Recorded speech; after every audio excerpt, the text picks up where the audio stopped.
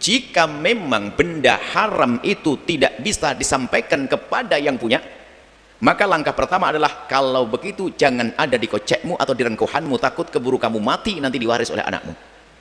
Segera lepas dari tanganmu atau suruh ngambil. Ya akhi, sudah, saya nggak mau ini, haram dosa. Biar bebas Anda. Cuman Anda mungkin menduga jangan-jangan diambil teman saya malah dipakai belanja nanti. Atau dititipkan negara, negaranya amanah. Biasanya kalau di negeri-negeri Islam ada seperti itu. Jika kita menemukan barang, itu ada tempat penyerahan barang temuan. Dolah, dukotoh. Barang temuan begitu. Jadi kalau orang kehilangan barang langsung ke situ. Sebab ada orang yang nggak mau ngambil barangnya orang, haram. Jadi barang jatuh itu kan milik Anda. Hari ini Masya Allah, aku nemu rizki, aku nemu rizki. Dari mana itu? Allah.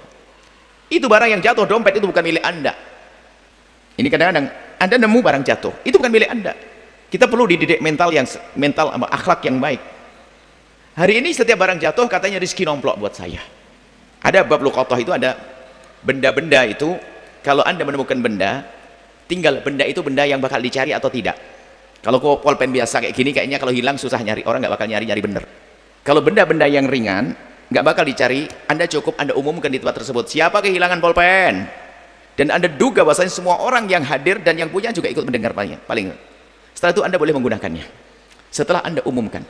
Tapi kalau benda itu benda bernilai, uangnya banyak lumayan, orang pasti mencarinya, dan yang kehilangan pasti sedih.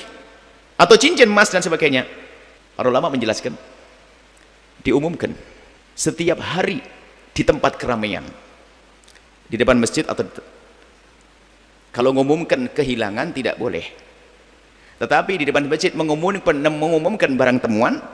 Karena apa? Tempatnya orang berkumpul kan di masjid, depan masjid. Siapa kehilangan cincin nih, bukan siapa yang menemukan cincin. Hati-hati, beda. Kalau Anda mengumumkan barang hilang Anda, didoakan Nabi nggak akan ketemu nanti. Anda dagang di masjid, jualan di masjid, didoakan tidak akan beruntung kau. Tapi kalau Anda menemukan barang, maka tempat yang biasa didatangi orang beriman adalah mana? Masjid. Maka umumkan setiap hari dalam seminggu pertama, setiap minggu di bulan pertama, setiap bulan di tahun pertama. Jadi gini cara mengumumkannya, setiap hari anggap saja ada cincin 2 on. Waduh, besar, Anda umumkan siapa yang merasa kehilangan setiap hari dalam minggu pertama. Setelah itu setiap hari Jumat, pas ramai yang orang pada kumpul. Setelah itu setiap bulan sekali. Setiap itu setahun sekali, berputar 1 tahun. Di mana itu? Biasanya tempat hari raya, orang yang pergian pulang lagi. Setelah dia umumkan begitu, ada yang mengatakan 1 tahun cukup, ada sampai harus 2 tahun. Anggap saja berdapat yang mudah 1 tahun. Kalau sudah 1 tahun kita umumkan dengan cara seperti itu, kok tidak ada yang ngaku-ngaku, maka Anda boleh menggunakannya.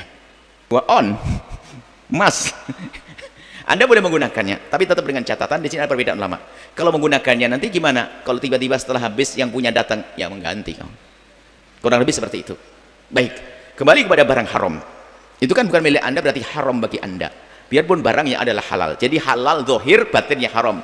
Kalau halal zahir batin, misalnya apa? Sudah nyuri adalah daging babi lagi. Sebab daging babi itu bagi orang yang non muslim itu adalah daging muhtaram, terhormat, nggak boleh Anda menjarah, karena bagi mereka adalah halal. Sehingga ada khomer muhtaram, ada khomer yang terhormat. Khomer bagi orang yang bukan beragama Islam, dan bagi mereka ini adalah hak mereka, milik mereka, minum di tengah-tengah mereka. Nggak boleh Anda masuk ke rumahnya orang kafir lalu ngobrak-ngabrik khomer mereka, nggak boleh, kecuali di saat mereka ngajak minuman keras orang-orang muslim, baru salah. Jual ke orang muslim baru salah. Kalau tetangga Anda yang non muslim, dia urusan dengan minuman keras di kalangan mereka sendiri dan menurut agamanya adalah halal, Anda tidak boleh ikut-ikutan. Namanya ada khomer muhtaram, khomer yang terhormat. Tapi kalau sudah mulai mengajak umat Islam, itu baru kesalahan dia. Tapi kalau di kalangan mereka nggak boleh Anda masuk ke rumahnya orang Nasrani barangkali, itu nggak boleh minum, nggak boleh Anda ikut-ikutan. Itu urusan agama mereka. Nah, kemudian jika barangnya memang haram secara zahirnya dan maknanya, seperti minuman keras, ya nggak usah, tobat langsung bagi-bagi deh, saya nggak mau, bukan begitu. Kalau minuman keras ya dibuang. Tapi ini fulus kan beras 1 karung, lemper 1 panci, makanan kan halal secara zahir, cuman milik siapa ini?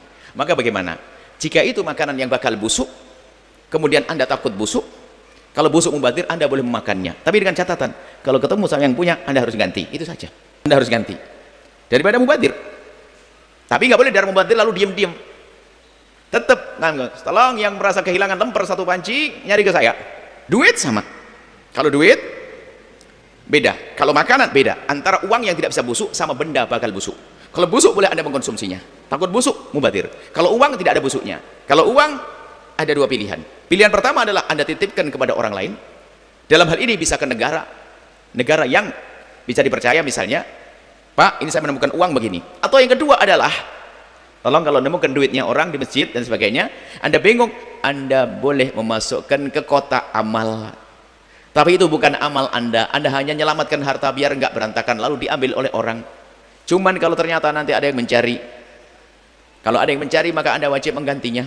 Gitu saja. Jadi boleh Anda ketemu duit dimasukkan ke kotak amal, tapi ingat kalau nanti ada yang nyari Anda wajib menggantinya.